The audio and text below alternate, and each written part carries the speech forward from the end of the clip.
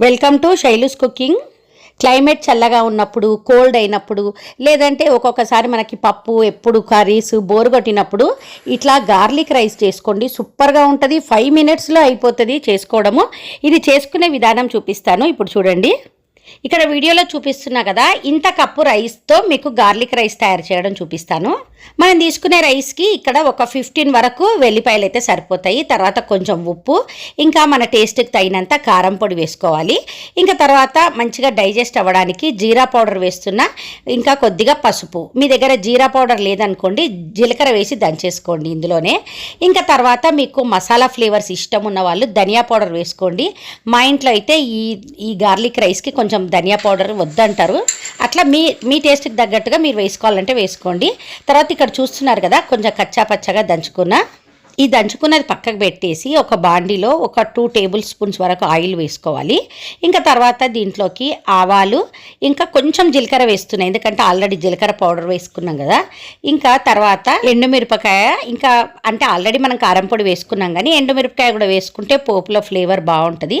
ఇంకా కొంచెం కరివేపాకును చిన్నగా కట్ చేసుకొని వేసుకొని, ఇప్పుడు మనం దంచి పెట్టుకున్న వెల్లిపాయలు ఉంది కదా, అది వేసేసుకొని ఎక్కువగా ఫ్రై చేయొద్దు. వెల్లిపాయలు మరీ మాడే వరకు ఫ్రై చేయొద్దు. జస్ట్ ఒకసారి కలిపేస్తే, కొంచెం ఆయిల్లో కలిస్తే చాలు. మరీ ఎక్కువగా ఫ్రై చేస్తే ఆ వెల్లిపాయల ఫ్లేవర్ మళ్ళీ వేరే అయిపోతుంది. ఇప్పుడు మనం వండి పెట్టుకున్న అన్నం ఉంటుంది కదా, ఆ అన్నం వేసి ఇంకా కలిపేసుకోవాలి. ఇక్కడ వెల్లిపాయల ఫ్లేవరు, ఉప్పు, కారం అన్నీ కూడా అన్నంకి మంచిగా పట్టేటట్టుగా బాగా వేడి చేసుకోవాలి. ఏదో నార్మల్గా కలిపేసినామంటే అది టేస్ట్ అనిపించదు. అయితే ఉప్పు మనం ఆల్రెడీ ఎల్లిపాయలు దంచేటప్పుడు వేసుకున్నాం కదా, అది సరిపోదు. మళ్ళీ కొంచెం టేస్ట్ చూసుకొని వేస్తున్నాను. కొంచెం ఉప్పు పడుతుంది. ఇంకా ఇప్పుడు మంచిగా కలిపేసేయాలి. ఇక ఇక్కడ అది మనకి ఫ్రై అవుతుంటేనే వెల్లిపాయల ఫ్లేవర్ చాలా బాగా వస్తుంది. ఈ వాసన చూస్తుంటే ఇంకా తినకుండా ఆగలేకపోతున్నా అనమాట. అందుకే టేస్ట్ చూస్తున్నా తీసుకొని. సూపర్గా ఉంది. కానీ ఇంకా మొత్తం అయిపోలేదు. ఇంకా దీంట్లోకి కొత్తిమీర వేసుకోవాలి, సన్నగా కట్ చేసింది.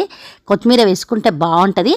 ఇంకా తర్వాత ఇట్లా మంచిగా బాగా పొగలు వచ్చే వరకు మంచిగా వేడి చేసుకున్న తర్వాత వేడివేడిగా తినేసేయండి. సూపర్గా ఉంటుంది.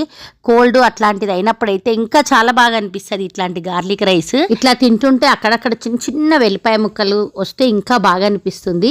ఇట్లా మీరు కూడా ట్రై చేయండి. మీకు మా వీడియో నచ్చితే మా వీడియోని లైక్ చేయండి. Thank you.